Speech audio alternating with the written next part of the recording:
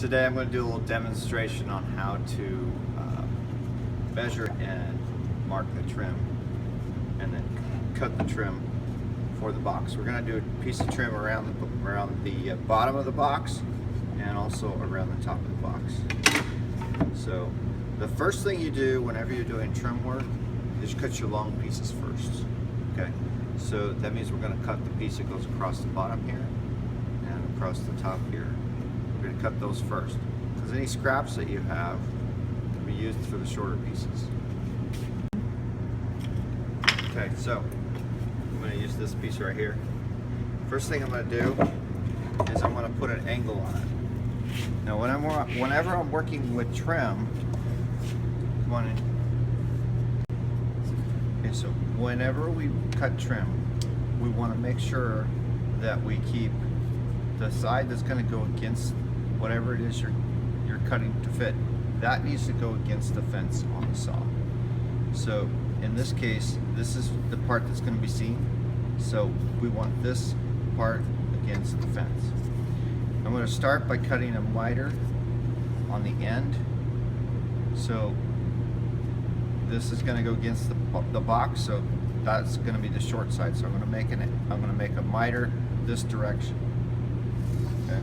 So what I do is I change the saw, get it to lock into the 45 degrees, and I'm just going to make one cut.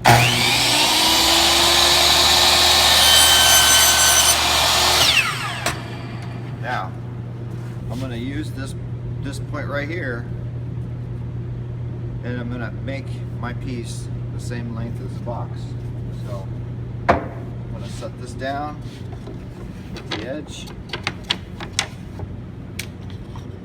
And it always helps if you have another piece. Right now. It always helps if you have another piece that you can use to create a corner.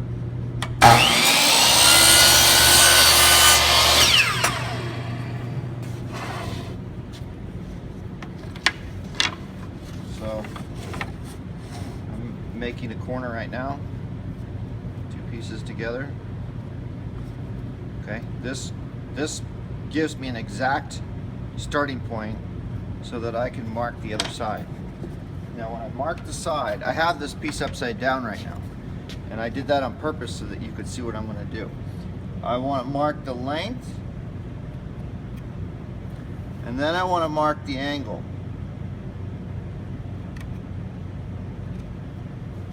And that's important because we want to be sure that we were keeping this side against the fence. But if you look at where the saw is now, I have to change the direction of the saw to match the direction of the angle that I'm cutting. So I'm going to move the saw to the other side, lock into place, line up the tooth of the blade, and make my cut.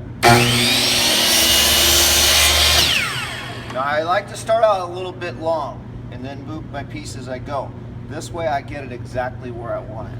So I'm looking to get it exactly at where the two lines meet on the edge there.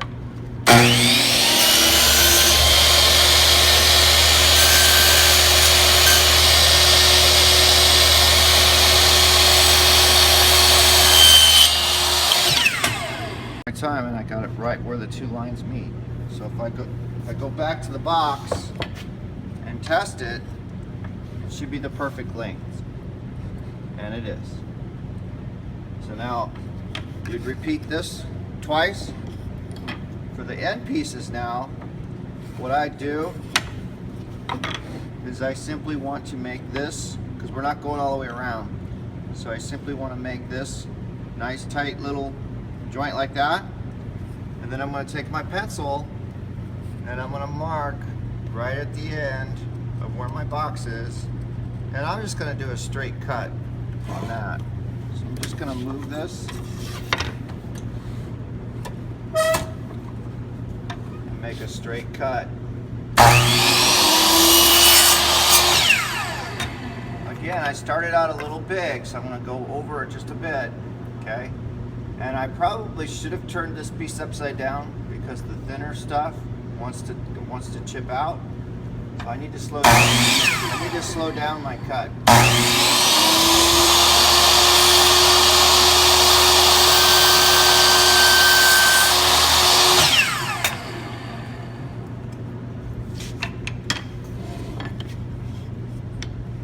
The next thing I want to do is show okay, so the first thing I'm going to do is I'm going to place this one on the in the right spot, and I'm going to use this so that it creates a good joint, even though I've cut them perfectly. I'll show you this one. Okay, but what I want to do is I want to hold these pieces back a 1/4 inch. So I'm just going to use this. This is not exactly 1/4 inch, but I'm going to use this as my guide, and where I'm going to hold it back and then nail it. Okay, so I'm going to line it up like so, and then I'll start by putting a nail in the corner, about 1 inch in from the piece, and then once I get the corners nailed, then I'm going to go to the center and just put a couple more nails. I don't want a ton of glue, but I do want some glue on this part. Now I'm ready to apply it to the box. So I'm gonna place this right here. I'm gonna get this close, and I'm gonna put this up here, get it the exact place I want it.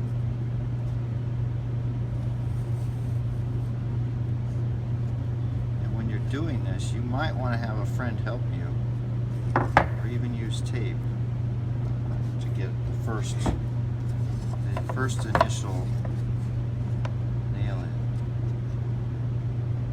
So I want to go right there. That's where I want to put that. So I'm going to just, now these are short nails, but you got to remember, you got to keep your nails a little bit high so that you're going into the side of the box and not through just this one piece. So I'm going to get my spacing down here. Just put in a couple nails so I get the height correct.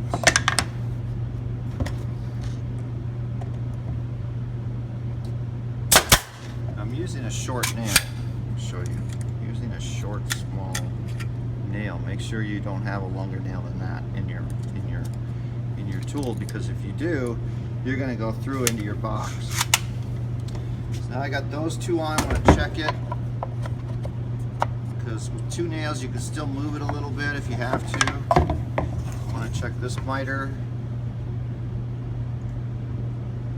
Looks pretty good. Okay, so one in the center here. That's all you really should need is 3. Okay, so let's put this one on.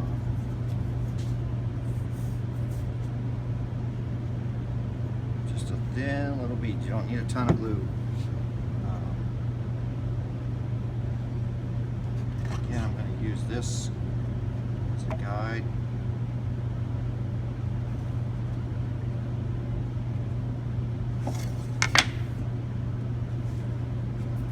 This is the skillful part, is getting these things tight.